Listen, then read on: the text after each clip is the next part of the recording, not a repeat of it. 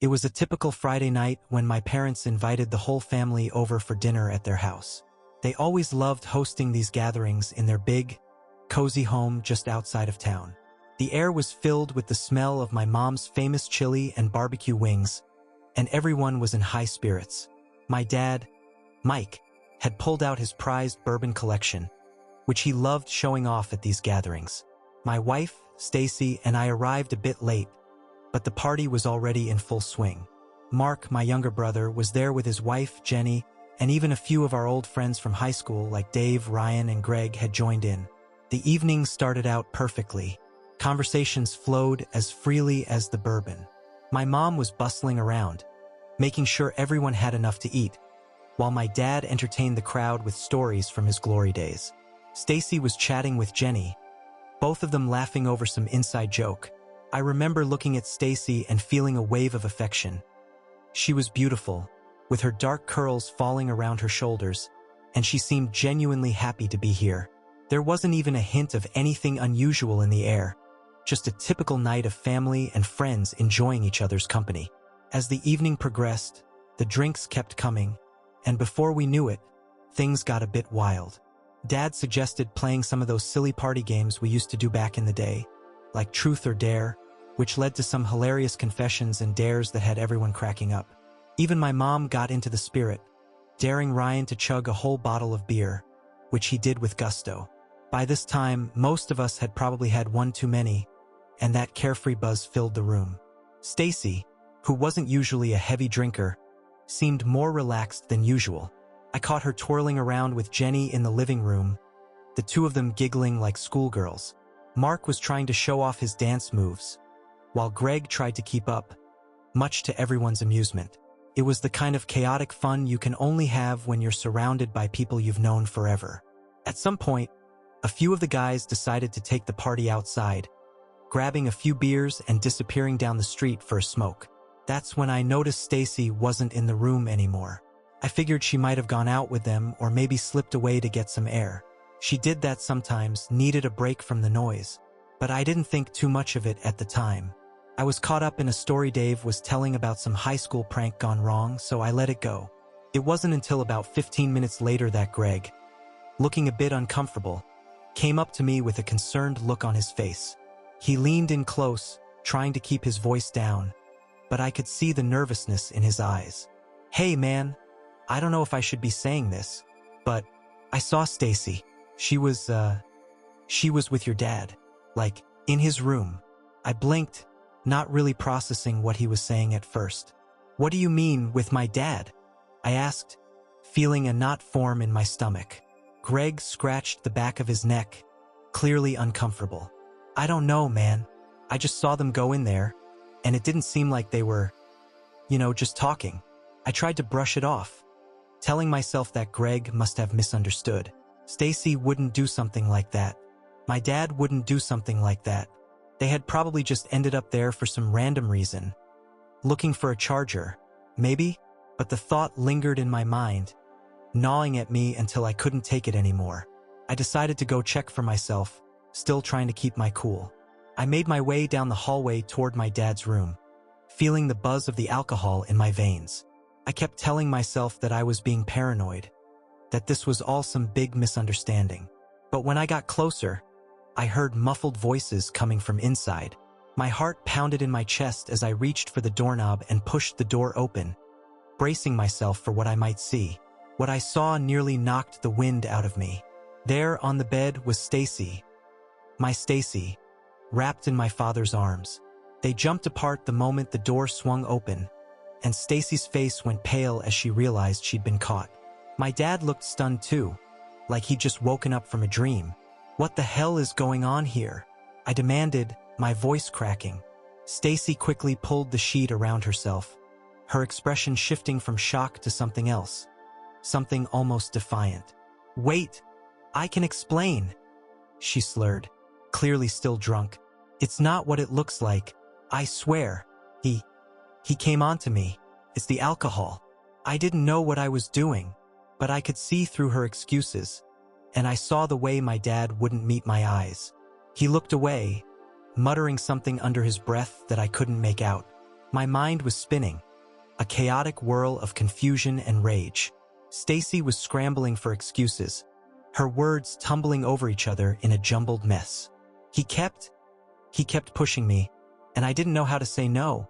I thought you'd be mad, she stammered, glancing desperately at my dad. He, on the other hand, sat there looking more defeated than guilty, like he had aged 10 years in that one moment. I couldn't believe what I was seeing. My father, the man I'd looked up to all my life, sitting there like a schoolboy caught doing something he knew was wrong. And my wife, my Stacy, trying to wrap this situation up in excuses, her eyes wide with drunken desperation. For a moment, everything felt like a terrible dream, something that couldn't possibly be real. I stood there, speechless, my hands clenching into fists at my sides. My mind was screaming at me to do something, anything, but my body was frozen. All I could think about was how everything had changed in a matter of minutes. But then, from somewhere behind me, I heard a voice. My brother, Mark. "Dude, what the hell is going on?" he asked, stepping into the doorway with a puzzled look on his face. He took one look at the scene. My dad, half-dressed, and Stacy looking like she was caught with her hand in the cookie jar, and his confusion melted into disbelief. "Are you serious right now? What is this?" Stacy shifted uncomfortably under the sheets, her face turning beet red, while my dad kept staring at the floor.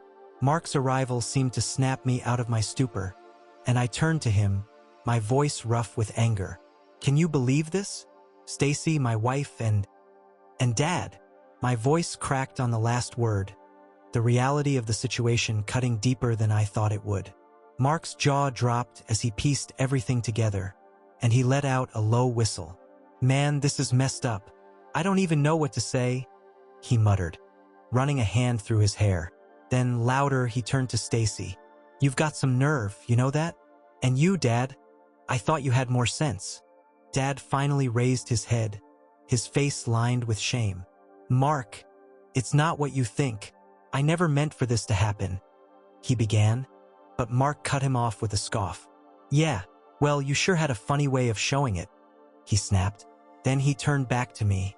"What are you gonna do about this, man? You can't just let this slide." And that was when I realized I had no idea what to do. Should I punch my dad? Throw Stacy out of the house? Call a lawyer? My mind raced through 100 different scenarios, but none of them felt real. It was like I had been thrown into someone else's nightmare, and I had no idea how to wake up. The shouting must have carried down the hall, because soon, more people started gathering outside the room. Jenny came first, looking confused and concerned as she stepped into the doorway, her eyes darting between all of us. "What's going on?" she asked cautiously, her voice barely above a whisper. "Ask them," Mark said, jerking a thumb towards Stacy and Dad. "Our father and his wife decided to have a little alone time while we were all out there, just, enjoying the party." Jenny's eyes widened as she finally registered the scene, and she let out a gasp, covering her mouth with her hand. "Oh my God," she breathed, turning to me with a look of sympathy. "I'm so sorry, it's just awful. I can't believe this is happening." I barely heard her, my focus narrowing back to Stacy, who was starting to look more defensive. "This was a mistake, okay?" she snapped, a hint of defiance in her tone. "I shouldn't have let it happen, but you don't know how he was acting, how he—" "Enough!" I cut her off, my voice shaking with barely restrained rage. "I don't want to hear it. I just get out of here, both of you. I need to think." But they didn't move. Dad just sat there, and Stacy looked like she was about to say something else when suddenly, a commotion erupted from the hallway. Ryan and Dave, two of my old friends who had wandered out earlier, came stumbling back in, laughing uproariously about something, only to freeze in their tracks when they saw the scene in front of them. Whoa, what did we miss?" Ryan slurred, looking around with wide eyes. "Why does it feel like we walked into a soap opera?" Dave, a bit more sober, caught sight of Stacy and my dad on the bed, and his expression shifted from curiosity to understanding. "Oh shit," he muttered, raising an eyebrow. "No way. No way. I could feel my blood boiling, embarrassment mixing with fury, as I realized how many people were witnessing this disaster. "You guys need to go," I said through gritted teeth, trying to maintain a shred of dignity. "Just leave us alone." Ryan, ever the joker, shook his head. "Man, if I knew things were gonna get this wild, I'd have brought popcorn," he snickered, earning a sharp elbow from Dave. Okay, we're going," he added quickly, backing out of the room, though he was still snickering under his breath. Dave shot me a sympathetic look before following him out. "Hang in there, man," he said quietly, but I barely heard him. I was too focused on the mess in front of me and how quickly my life had fallen apart. As the room fell silent again, I took a deep breath, trying to regain some control. But before I could say anything else, my mom appeared in the doorway, her face etched with confusion. "What's all this noise about? Why are you all gathered in here?" she asked, her gaze sweeping over the scene before landing on my father. "Mike, what's going on?" Dad flinched like he'd been slapped, and for a moment he just sat there, staring at the floor. Then he cleared his throat, but he couldn't meet her eyes. "Honey, we need to talk," he managed, his voice barely a whisper. Mom's brow furrowed, and she looked at me, then Stacy, and then back at Dad, like she was trying to piece together a puzzle. "What did you do?" she asked slowly, her voice growing sharp with suspicion. Stacy seized the moment, jumping in with her version of the story. "It's not all his fault. He was just being nice to me, and I made a mistake. Okay? It was the alcohol. I wasn't thinking straight." "Enough with the damn excuses," I shouted, my patience snapping. "Both of you are to blame. Don't try to pin this on each other." But before I could get another word out, my mom's face crumpled, tears welling up in her eyes as the realization hit her. You cheated on my son? With his father?" she whispered, her voice cracking. "How could you do this to him, to us?" The room fell into a painful silence as my mom's words hung in the air. It felt like the walls were closing in on us, suffocating everyone with the weight of what had just happened. I looked at my dad, then Stacy, and I realized that there was no going back from this. The family I thought I knew, the life I thought I had all shattered in front of my eyes. Stacy's defiance melted away, replaced by something more desperate. She got up from the bed, stumbling slightly as she wrapped the sheet around herself, and reached out a hand toward me. "Please, we can fix this, we can." But I stepped back, out of her reach, shaking my head. "We're done, Stacy. I'm filing for divorce. And you, Dad." I turned to him, my voice breaking. "I don't even know what to say to you. I trusted you, I respected you, and this is what you do." Dad finally looked up, his face a mask of regret. "I'm sorry, son," he said, his voice rough. "I'm so sorry. I never meant for this to happen." But his apology felt empty, meaningless. I turned away, my mind made up. Save it. Just save it for someone who cares. After I turned my back on them, I stormed out of the room, leaving Stacy and my dad to wallow in their guilt. My hands were shaking, and my heart felt like it might explode out of my chest. I needed air, needed to escape from the suffocating tension inside that house. I practically ran through the hallway, brushing past Mark and Jenny, who were exchanging whispered comments with expressions that hovered between disbelief and pity. As I made my way back to the living room, I realized that the party atmosphere had shifted into a tense murmur. The few guests who had stayed behind were huddled together, glancing around in confusion. Greg and Ryan had clearly shared what they'd seen because whispers filled the room. I caught snippets. "Can you believe that? With his own father? What a mess." When they saw me, their conversations trailed off awkwardly, and they tried to look busy. But I could feel their eyes on me, the weight of their unspoken questions and judgments pressing down on my shoulders. For a moment, I considered calling them out, telling them all to leave, but then I saw my mom standing near the front door, clutching her purse like it was a lifeline. Her face was blotchy from crying, and her hands were trembling.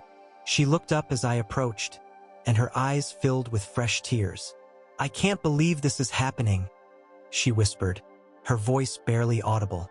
"I don't even know what to say to him, to you. How could he do this to our family?" I didn't have an answer for her. I didn't have an answer for myself. All I could do was wrap my arm around her shoulders and guide her outside, away from the whispers and the prying eyes. As we stepped into the cool night air, I tried to keep it together, but I felt like I was falling apart with every step. Outside, the night was still and quiet, a stark contrast to the chaos inside. My mom sat down on the front porch steps, burying her face in her hands, while I paced back and forth, trying to think straight. The realization that my marriage, my relationship with my father, and even my family dynamic had all imploded in a single evening felt like a punch to the gut.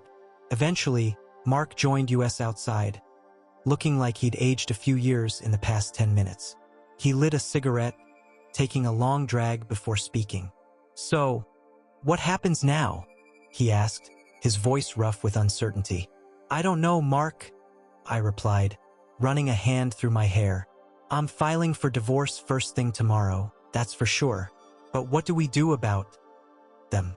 I gestured toward the house, feeling my anger flare up again. Mark exhaled a cloud of smoke, his expression hardening. "You can't let them get away with this, man. They messed up big time. But what are you gonna do, disown Dad? Cut him out of your life?" He paused, then added, "Hell, what do we even tell people? You know how small this town is. Everyone's gonna find out eventually." It was true. There was no way to hide what had happened. The rumors would spread, and soon, everyone would know about my dad's betrayal and my wife's infidelity. I could already hear the whispers, the pitying looks from neighbors and co-workers. But before I could answer Mark, the front door creaked open behind us. Jenny stepped out onto the porch, her face pale as she glanced between Mark, my mom, and me. "Stacy's trying to get her things together, but she's a mess. Keeps insisting she wants to talk to you, that she can explain herself," she said, her voice tight with anger. "I told her to back off and give you space, but she's not listening." I clenched my jaw, my anger boiling over again. "I don't want to hear another word from her tonight. She's said enough already." But as if on cue, Stacy appeared in the doorway, still clutching that damned sheet around her. Her eyes were puffy, her mascara smeared, but there was a determined set to her jaw. "Please, just give me a chance to explain, to make things right," she pleaded, taking a shaky step toward me. "I know you're angry, but No, Stacy, you don't know," I snapped, cutting her off. "You don't know what it's like to feel like your whole life has been ripped out from under you. You don't know what it's like to be humiliated like this, to lose your wife and your father in one night." My words seemed to hit her like a physical blow, and for a moment, she looked like she might break down completely. But then her expression shifted, a flicker of anger flashing across her face. "It wasn't just me, you know," she shot back, her voice rising. "He's the one who kissed me first. I didn't know how to handle it. I was drunk. I was confused. Don't you dare try to put this all on him," I said, stepping closer, my voice shaking with rage. "You're just as guilty as he is. You could have said no, you could have walked away. But you didn't." Stacy flinched, but she didn't back down. Instead, she squared her shoulders and looked me dead in the eye. "Fine, you want me to take responsibility? I made a mistake. A horrible, unforgivable mistake. But I'm still your wife, and I deserve a chance to make things right." But as I looked at her, standing there with tears streaming down her face, I realized that there was no going back. Whatever we had was gone, and no amount of apologies would change that. "No, Stacy," I said quietly, my voice barely a whisper. "You don't deserve a chance. Not after this." Stacy's face crumpled, and for a moment, I almost felt sorry for her. But then my mom's voice cut through the silence, cold and sharp. "You need to leave, Stacy," she said, her words carrying a finality that sent a shiver down my spine. "You've done enough damage for one night." Stacy hesitated, glancing between me, my mom, and Mark as if searching for someone to take her side. But when she found nothing but stony faces, she let out a shaky breath and turned on her heel, disappearing back into the house. I turned to my mom, my heart aching at the look of pain on her face. "Are you okay, Mom?" I asked quietly, feeling a lump form in my throat. She shook her head, tears streaming down her cheeks. "No, honey, I'm not. But I'm here for you, and we're going to get through this. Somehow." Mark nodded, flicking his cigarette away and stepping closer, resting a hand on my shoulder. "Yeah, we're in this together, bro. We'll figure it out." For a moment, standing there on the porch with my mom and brother by my side, I felt a tiny glimmer of hope. Maybe this was the end of one chapter, but it didn't have to be the end of everything. Maybe we could rebuild, even if it meant leaving behind the people who had betrayed us. But just as I started to feel that small sense of hope, another sound came from inside the house, loud, angry voices clashing in a heated argument. My stomach twisted with dread as I realized who it must be. Stacy and my dad going at it behind closed doors. Mark and I exchanged a look, and without a word, we both rushed back inside, leaving my mom on the porch. As we entered the hallway, we could hear Stacy's voice, high and shrill, echoing down the corridor. "You think you're the victim here?" she was yelling. "You think you're any better than me? You started this, and now you're trying to act like it's all on me." My dad's voice was lower, barely audible, but there was a hard edge to it that I had never heard before. "You're not going to put this all on me, Stacy. You knew what you were doing just as much as I did. And now look what we've done to him, to all of them." As we reached the living room, we found them standing face to face, their anger simmering in the air between them. When they saw me and Mark, they fell silent, both looking caught like children who'd been caught fighting by a teacher. "What are you two doing?" Mark demanded, his face flushed with anger. "Haven't you caused enough trouble already?" Stacy crossed her arms over her chest, her expression defiant. "I'm just trying to get him to take responsibility for his part in this. You all think I'm the only one to blame, but he..." But before she could finish, I stepped between them, my hands clenched into fists. "I don't care who started it, Stacy," I snapped. "All I care about is getting you out of my life." Stacy's defiance crumbled for a moment, and she took a step back, her expression wounded. But she quickly regained her composure, her lips curling into a bitter smile. "Fine if that's what you want. But don't think for a second that this is all my fault, James," she hissed, her voice dripping with venom. "You might want to take a look in the mirror before you start pointing fingers." Before I could respond, my dad cleared his throat, his face pale and drawn. He looked like a man who'd been defeated before the fight even began. "James, I know nothing I say can make up for what I did," he began, his voice cracking with emotion. "But if you can find it in yourself to forgive me someday..." "I don't want your apology, Dad," I interrupted, my voice cutting through the air like a blade. "You can save it. What I want is for both of you to stay away from me and my family. You've done enough damage tonight." He opened his mouth to respond, but I turned away before he could speak, heading for the front door. My mind was spinning, my anger simmering just beneath the surface. Stacy's accusations, my dad's half-hearted apologies. It all felt like too much. I needed to get away, to breathe, to figure out what the hell I was supposed to do next. As I stepped back outside, I found my mom still sitting on the porch, staring off into the darkness with a dazed expression. She looked up when she heard the door close behind me, her eyes red and puffy from crying. "Did you talk to them?" she asked, her voice barely more than a whisper. I nodded, sinking down onto the steps beside her. "Yeah, if you can call it that," I muttered, running a hand through my hair. "Stacy's trying to blame everything on Dad, and he's trying to act like he's sorry, but I don't know. It's a mess, Mom." She let out a shaky sigh, rubbing her eyes with the back of her hand. "I never thought he would do something like this," she said, her voice breaking. "I knew we had our problems, but this? With your wife? How am I supposed to forgive that?" I didn't have an answer for her, so I just wrapped an arm around her shoulders and held her as she cried. For the first time in years, I felt like a little kid again, leaning on my mom for support even as everything else in my life crumbled around me.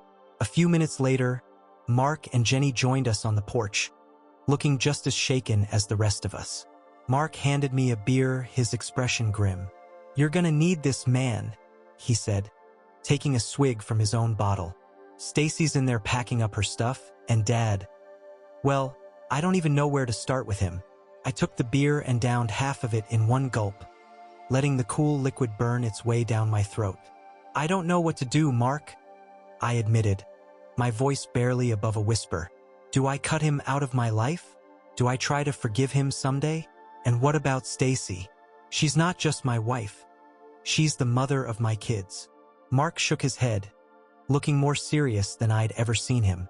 "You don't owe them anything, James. Not after what they did. But whatever you decide, we're here for you. And we'll get through this together. Okay?" I nodded, trying to let his words sink in, but deep down, I knew that nothing would ever be the same. I had lost more than a marriage tonight. I had lost trust, a sense of security, and a part of myself that I wasn't sure I'd ever get back. As the night wore on, the remaining guests began to trickle out, their expressions a mix of pity and unease. A few offered me awkward hugs or mumbled words of sympathy, but I could tell they were eager to leave, to escape the uncomfortable tension that had taken over what was supposed to be a celebration. It was clear that this night would be the talk of the town for months to come, and I wasn't looking forward to facing the inevitable gossip. But just when I thought things couldn't get worse, Greg reappeared, looking like he had something important to say. He hesitated for a moment, glancing over his shoulder to make sure no one else was around, before leaning in close. "Look, man, there's something you need to know," he whispered, his voice low and urgent. "I overheard Stacy talking on the phone earlier tonight, before all this went down. She was planning something. I couldn't hear everything, but she mentioned wanting to get out of this mess and something about money." My blood ran cold at his words. "Are you saying she was planning to leave me?" Greg shrugged, looking uncomfortable. "I don't know, man, but it sounded like she was trying to cover her tracks, maybe even looking for a way to take off with some cash. I didn't want to bring it up before, but, well, I thought you should know." 1,000 questions flooded my mind, and I felt a fresh wave of anger surge through me. Had Stacy been planning to leave me even before tonight?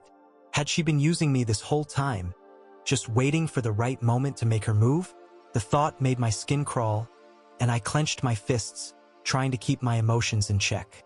Before I could process what Greg had said, Stacy appeared in the doorway, carrying a suitcase in one hand and her car keys in the other. Her face was blotchy and tear-streaked, but there was a determined glint in her eyes that sent a shiver down my spine. "I'm leaving, James," she said flatly, her voice devoid of emotion. "I'll be staying at my sister's place for now." I stood up, feeling a surge of anger and hurt.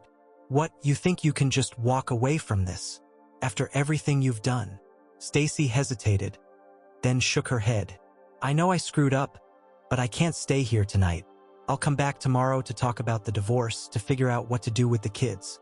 But right now, I need space, and I think you do too." She turned to leave, but I couldn't let her go without saying one last thing. "Did you plan this, Stacy?"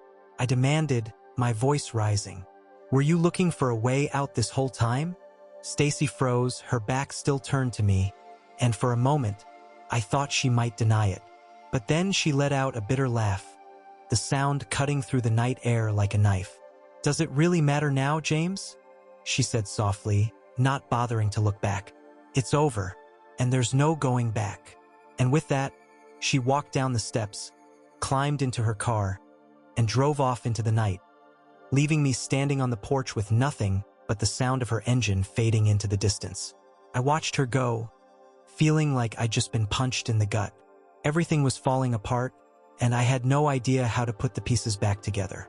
As the taillights of Stacy's car disappeared down the road, I turned back to find Greg, Mark, and Jenny watching me with a mix of sympathy and uncertainty. My mom had gone inside, likely to process everything in her own way. I felt a knot in my chest, the weight of everything that had happened tonight settling heavily on my shoulders. Mark broke the silence first. "You did the right thing, James," Let her go. She doesn't deserve your time anymore." But even as he said it, I couldn't help but feel a pang of doubt. I knew he was right, that Stacy had betrayed me in the worst possible way. But there was a part of me that wondered if I could have prevented all of this, if I had been a better husband, a better son. It was a thought that twisted like a knife in my gut, even as I tried to push it away. Greg seemed to sense my inner turmoil because he clapped me on the back, forcing a weak smile. "Come on, man. Let's get you inside. Get you another drink. We'll figure out the rest tomorrow." But just as I was about to follow him back inside, I noticed a dark figure standing at the end of the driveway, half hidden in the shadows. For a moment, my heart leapt into my throat. Had Stacy come back? But as the figure stepped closer, I realized with a jolt that it wasn't Stacy. It was my dad, his expression unreadable as he stared up at me. "I know you don't want to hear it, James," he called out, his voice carrying through the still night air. "But I'm not leaving until we talk. We owe each other that much, don't we?" I glared at my dad from the porch, every fiber of my being wanting to tell him to get lost. But there was something in his voice, some crack of desperation or guilt, that made me pause. Mark, standing beside me, muttered, "You don't owe him anything, James. Not after what he did." I nodded, but part of me knew that if I didn't hear him out now, it would just leave another question festering in the back of my mind. So, against my better judgment, I stepped off the porch and walked over to him. "Make it quick, Dad. I've had enough for one night." He swallowed hard, glancing back toward the house where my mom had retreated. His eyes were haunted, like he'd aged years in a few hours. "James, I don't expect you to forgive me. Hell, I don't even forgive myself. But I need you to know that I never meant for things to get this far." "Then why?" I snapped, my voice shaking with the rage I'd been holding in all night. "Why do it? Why ruin everything?" He looked away, shuffling his feet like a scolded child. "It was a mistake, a moment of weakness, but it wasn't planned. Your mom and we've been drifting apart for years, and Stacy, she made me feel like I wasn't invisible, like I mattered again." My fists clenched at his words, and I took a step closer, my voice dropping to a dangerous whisper. "You threw away your marriage, my marriage, and our family for a little validation? Are you serious, Dad?" He winced, but he didn't back down. "It's not an excuse, I know. I'm just trying to explain how it happened. But I swear, I didn't know that she'd want anything beyond that night. I never thought she'd try to use this to blow up everything between you two." My anger flared even hotter, but something he said caught my attention. "Wait, what do you mean, use this?" I demanded, my brows knitting together. "Are you saying she had some kind of plan?" My dad hesitated, glancing around as if worried someone might overhear. "Look, I don't know for sure, but she kept bringing up your finances, asking about your accounts, about the house. And when she came to me that night, it felt like she had an agenda, like she wanted to stir the pot." I felt a chill run through me as his words sank in.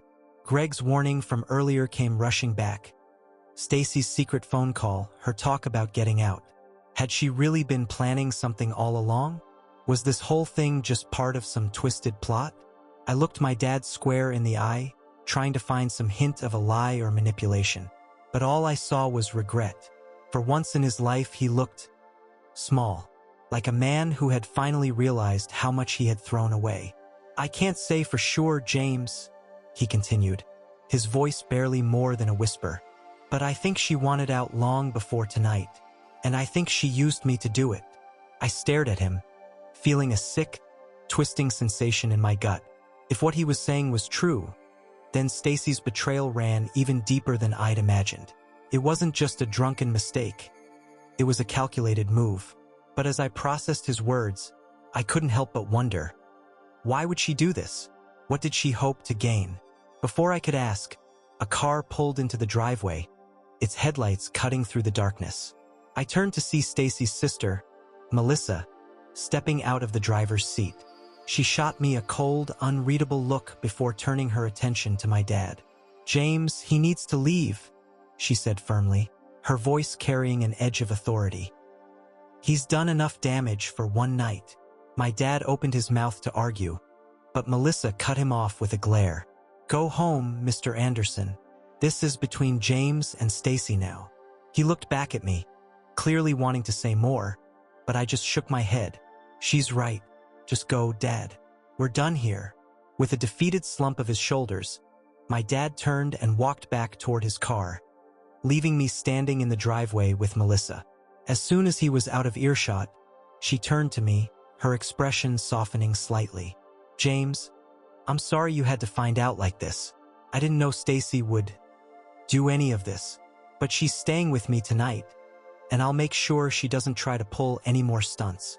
I studied her for a moment, trying to gauge her sincerity. Melissa had always been the more level-headed of the two sisters, but I couldn't help but feel like she was hiding something. "Did she tell you what happened tonight?" I asked, searching her face for any signs of deception. Melissa hesitated, then nodded. "She told me some of it, about the fight, about what happened with your dad. She says she regrets it, but she's also angry, James. She thinks you're going to try to take everything from her in the divorce. She's afraid." I let out a bitter laugh, shaking my head. "She's afraid? After what she did? She's the one who betrayed me, Melissa.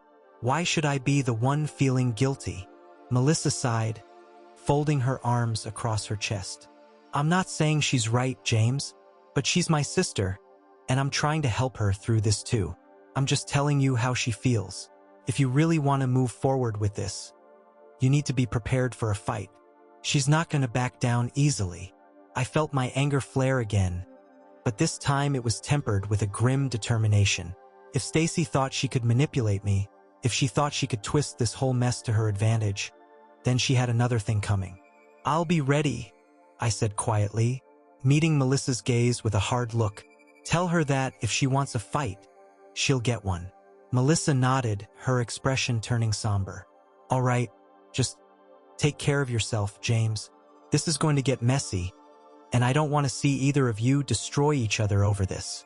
With that, she turned and walked back to her car, leaving me alone in the driveway once again. I watched her go, feeling a strange mix of relief and dread settle over me. The night was far from over, and the battles ahead would test me in ways I'd never imagined. But for the first time in what felt like forever, I knew exactly what I needed to do.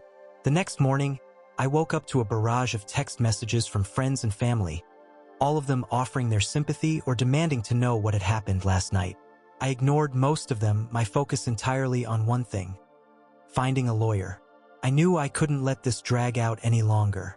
Stacy might have been playing her own game, but I was done being caught off guard. After a few phone calls, I found a divorce attorney who came highly recommended by a friend. Her name was Rachel Donovan, and she didn't mince words. "James, from what you've told me, this isn't going to be a simple divorce. If your wife is already positioning herself to fight for assets, you need to be prepared to protect yourself and your kids." I nodded, gripping the phone tightly. "I'm ready. I don't want her taking advantage of this any more than she already has. I just want to get through this and move on with my life." Rachel's voice softened, but there was a steely edge to it. "We'll make sure that happens, James, but I'm going to need you to be honest with me about everything. That includes any texts, emails, or phone calls between you, your wife, and your father. Anything that could affect the case."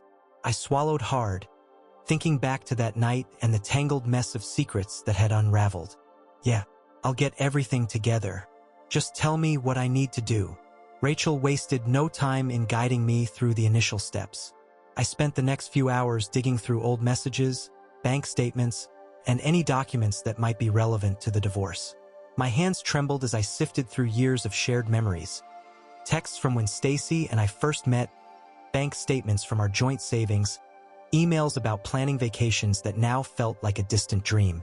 Everything now felt like evidence, a painful reminder of how far things had fallen. As I gathered my thoughts and documents, I got a call from Greg, who sounded even more anxious than he had last night. "James, man, I need to tell you something. I've been thinking about what I overheard Stacy saying on the phone. It wasn't just about leaving you, It was about making sure you couldn't get anything. Like, she mentioned draining the accounts or something. I gripped the phone tighter, a fresh wave of anger and panic coursing through me. You think she's already trying to take money? We haven't even filed for divorce yet. I don't know, but I thought you should keep an eye on your accounts, just in case. It sounded like she had a plan. I hung up with a sense of urgency, quickly logging into our joint bank account. My heart skipped a beat when I saw that a significant sum had been transferred out just this morning. Money that was supposed to be for our kids' future, for emergencies. It wasn't all of it, but it was enough to make my blood boil. Stacy wasn't wasting any time. If she thought she could pull a fast one on me, she had no idea what I was willing to do to protect myself and my kids. I dialed Rachel again, my mind racing. Rachel, we've got a problem. She's already taking money out of our account. Rachel's voice was calm but firm. James, listen to me. We need to file an emergency motion to freeze the accounts. That will prevent her from taking any more funds while we sort this out. I'll get the paperwork started, but you need to be ready to sign. I took a deep breath, trying to steady my racing heart. Do whatever it takes, Rachel. I won't let her get away with this. As I rushed to meet Rachel at her office, I couldn't help but feel a deep sense of betrayal gnawing at my gut.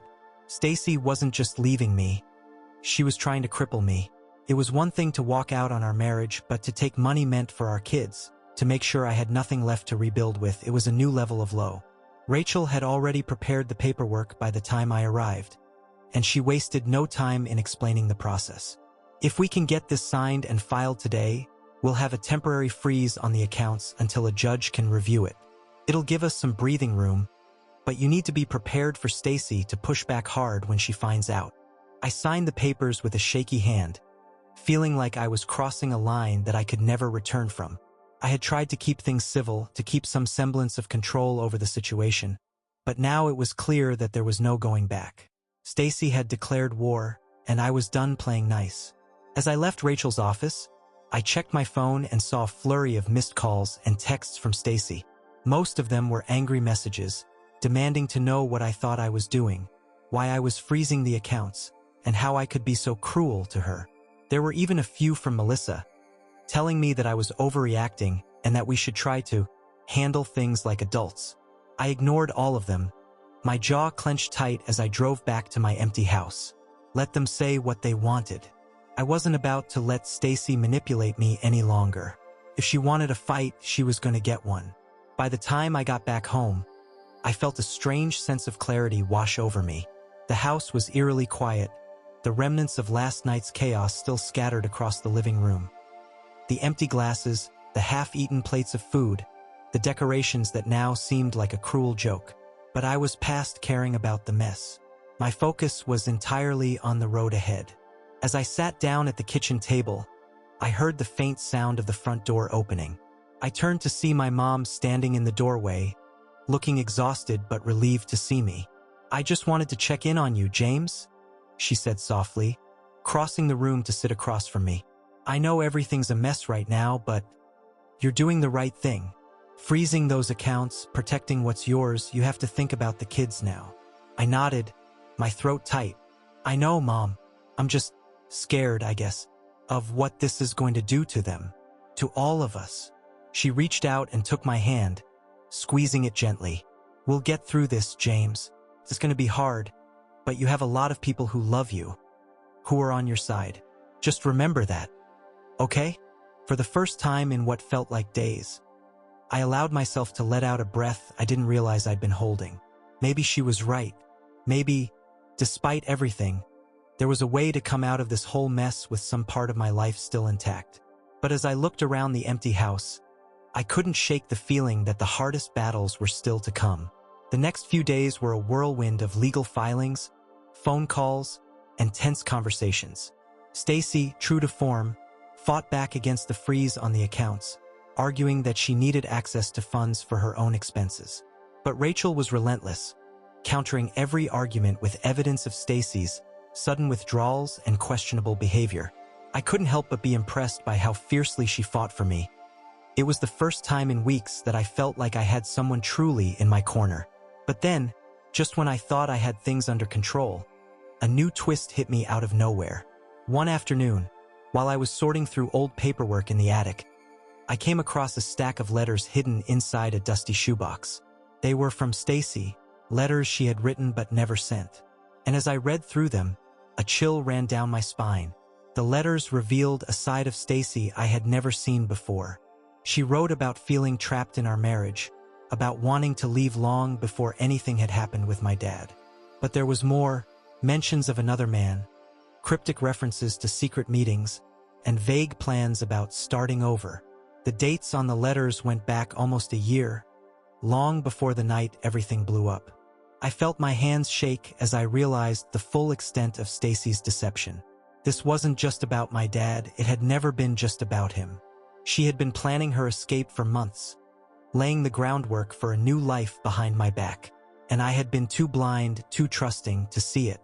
With a trembling hand, I pulled out my phone and dialed Rachel's number. "Rachel, it's worse than I thought," I said, my voice barely steady. "I just found letters. Stacy's been planning to leave for a long time, and I think there's someone else." There was a long pause on the other end of the line before Rachel finally spoke. "Bring those letters to my office, James. This changes everything."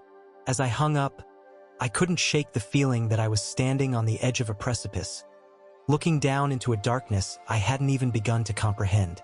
Stacy's betrayal ran deeper than I ever imagined, and now I had the proof.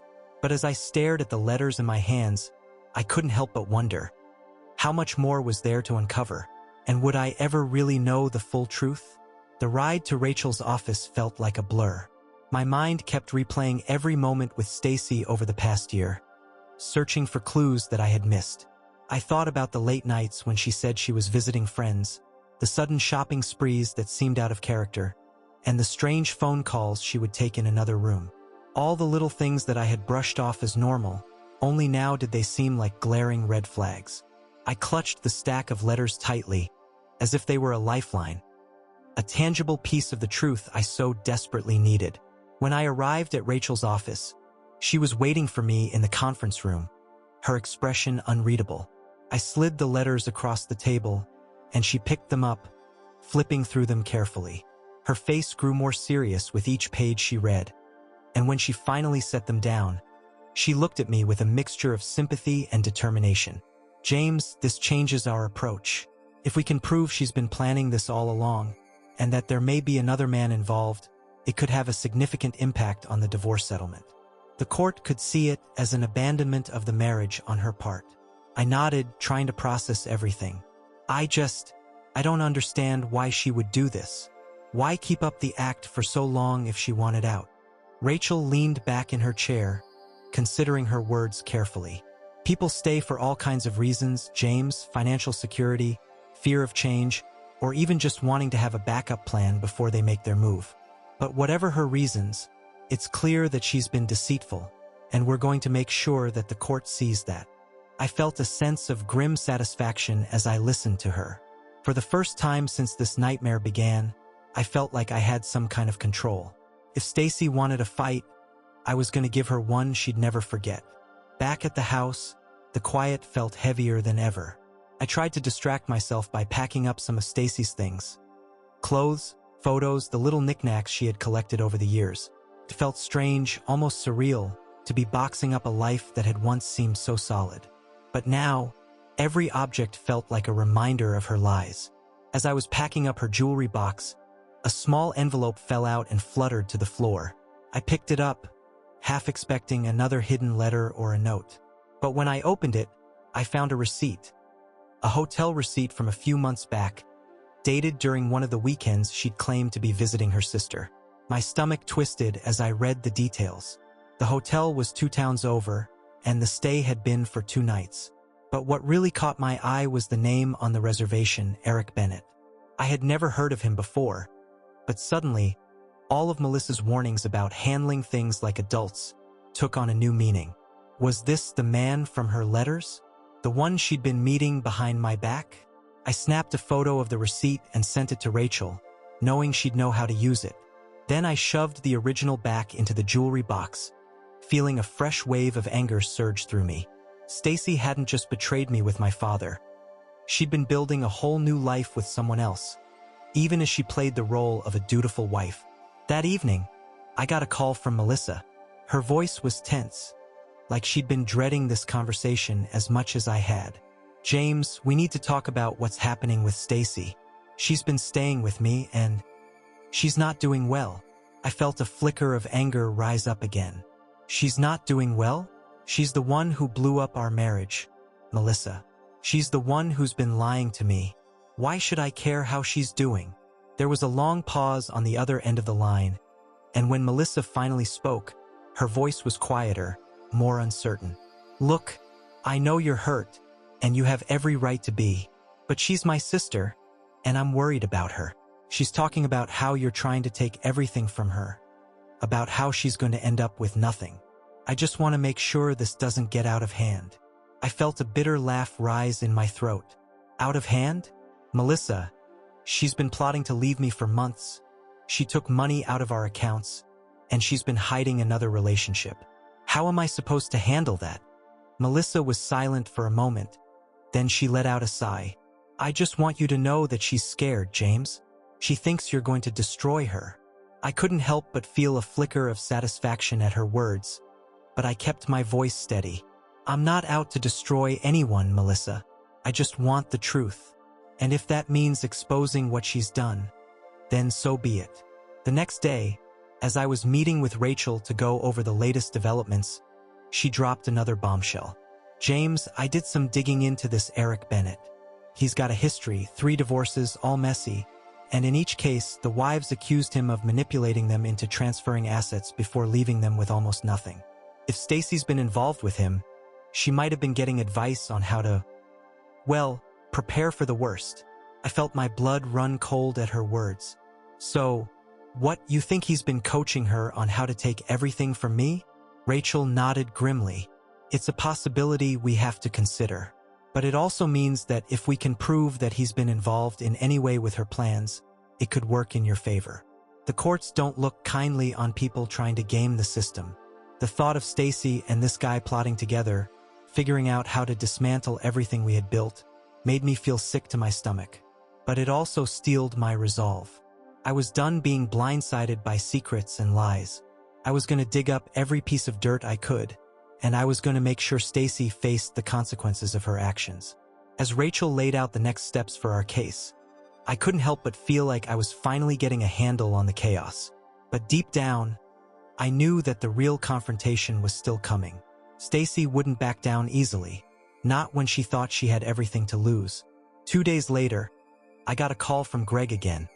His voice hushed like he didn't want anyone to overhear. "James, you're not going to believe this, but I saw Eric. He showed up at Melissa's place, and I heard Stacy arguing with him. It sounded like she was accusing him of not holding up his end of some deal." I frowned, gripping the phone tighter. "What kind of deal?" "I don't know exactly, but it sounded like they were talking about money.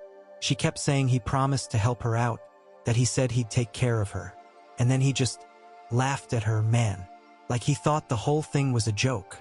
A twisted sense of satisfaction bubbled up inside me. So this was her plan all along. Get with this guy, bleed me dry, and then ride off into the sunset. But it seemed like her new partner wasn't as reliable as she'd hoped. Maybe, just maybe, she was starting to realize that she wasn't as in control as she thought she was. "Thanks for the heads up, Greg," I said, trying to keep the triumph out of my voice. "I'll let Rachel know. This might just give us the edge we need." As I hung up the phone, I couldn't help but feel like the tables were finally starting to turn. Stacy had played her hand, but she hadn't counted on Eric turning on her too. And as I looked over the papers Rachel and I had put together, I felt a surge of hope that maybe, just maybe, I'd come out of this mess with something to show for it. The tension builds as James uncovers more secrets, and his determination to fight back grows stronger. Let me know if you'd like to continue to the next parts. With newfound determination, I made my way to Rachel's office the next morning. I couldn't shake the feeling that things were finally shifting in my favor. Armed with the information Greg had provided, I was ready to confront the web of lies Stacy had spun. As I entered Rachel's office, she looked up from her desk, her expression brightening slightly. "Good to see you, James. I've been going over the latest developments, and I think we have some solid grounds to move forward." I wasted no time. Greg saw Eric with Stacy, and they were arguing about money. He said it sounded like she was accusing him of not holding up his end of some deal. "I think she's getting desperate." Rachel's eyes narrowed, and she leaned forward. "This could work to our advantage. If we can prove she was relying on him for financial support, it could show the court her intentions were never in line with your family's well-being. It paints her in a pretty unflattering light." I nodded, adrenaline coursing through me. "Let's use it. We need to find a way to get evidence of their relationship. Maybe Greg can help. I'll draft a statement to gather what information he can provide," Rachel replied, her fingers flying over her keyboard. "If we can show she's been using him as a backup plan, it'll be easier to fight for custody." Just as I started to feel a glimmer of hope, my phone buzzed in my pocket. It was a text from Stacy. "We need to talk. This is getting out of hand." My heart raced, a mix of dread and anticipation flooding through me. "Rachel, I think she's ready to make a move," she just texted me. "What do I say?" "Don't engage too deeply," Rachel cautioned. "Keep it neutral. Tell her you're willing to talk, but you're going to need legal representation.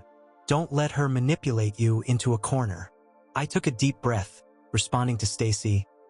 "I'm open to talking, but I'll be bringing my lawyer." Almost instantly, I got a reply, "Fine. Just know that this isn't over." As the day turned into evening, the tension in the air was palpable.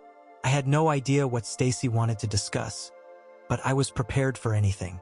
When she arrived, she looked different, defensive, with dark circles under her eyes that hadn't been there before. "James," she said, her voice shaky, "I didn't think it would come to this.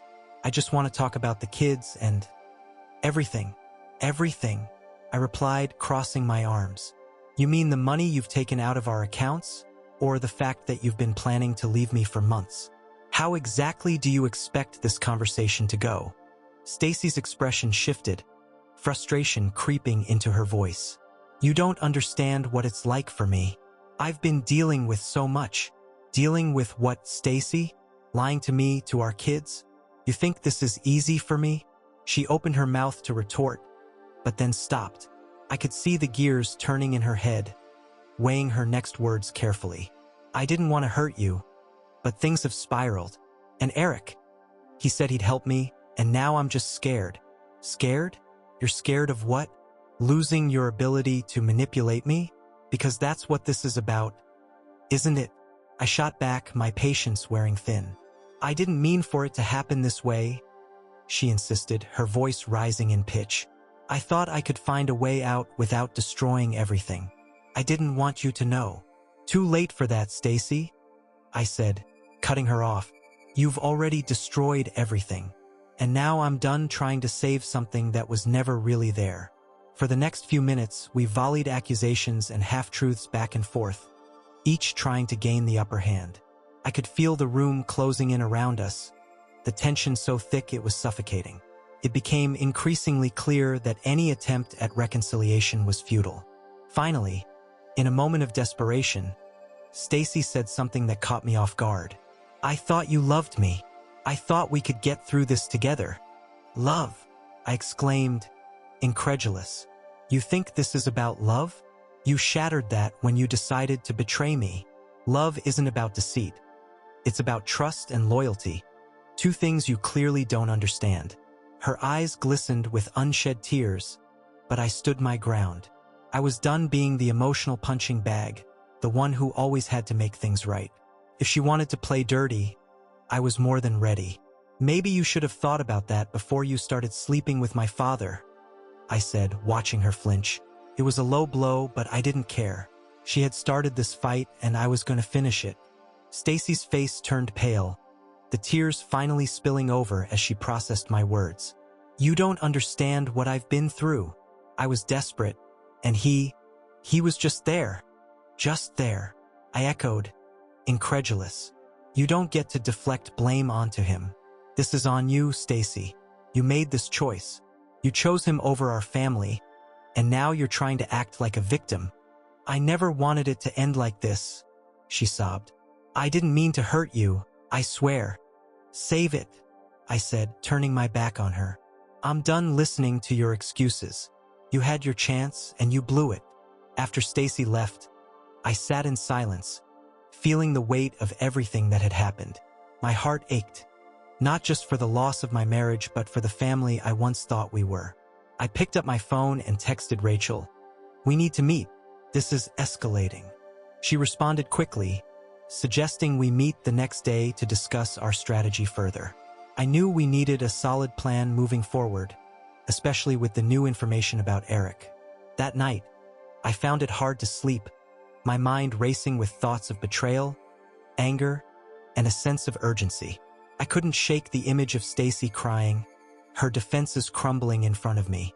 Was she genuinely remorseful, or was it just another manipulation tactic? I tossed and turned until finally, around 2 a.m., I decided to grab a glass of water. As I made my way to the kitchen, I noticed the family photo hanging on the wall, the one from our trip to Hawaii a few years back. We looked so happy, so carefree. I could barely recognize that version of ourselves now. The next morning, I woke up with a renewed sense of purpose. I wasn't going to let Stacy dictate the terms of our separation. I would fight for my kids, my home, and my dignity. The meeting with Rachel proved to be more productive than I had anticipated. We laid out a comprehensive strategy for gathering evidence against Stacy and Eric, including surveillance if necessary. Rachel assured me that the more proof we had of Stacy's deceit and her relationship with Eric, the better positioned we would be in court. As we wrapped up, Rachel leaned back in her chair, her expression serious. James, I know this is hard, but you have to stay focused. You're not just fighting for yourself anymore. You're fighting for your kids' future too. I nodded, determination flooding through me. I won't let them down. I'll do whatever it takes. Just as I was leaving, I received a call from Greg. James, I just got a tip. Eric's been bragging to some friends about how he's going to take you down. He thinks he can manipulate the situation to his advantage. You need to be careful. My blood ran cold at his words. What do you mean? He's been trying to paint you as the villain, saying you're emotionally abusive and controlling. If he's talking like that, he's probably already planning a counterattack. Thanks for the heads up, Greg. I'll keep an eye out. As I hung up, I felt the weight of the world settle back onto my shoulders. It was clear that the battle was only just beginning, and Eric was not going to let me walk away unscathed. But I was ready. If he thought he could manipulate the narrative, he had another thing coming. I would fight tooth and nail for my family, for my children's happiness, and for my own sense of self-worth. With every twist and turn this ordeal took, I knew one thing for sure. I wouldn't back down. The stakes were too high, and I was prepared to take on whatever came my way.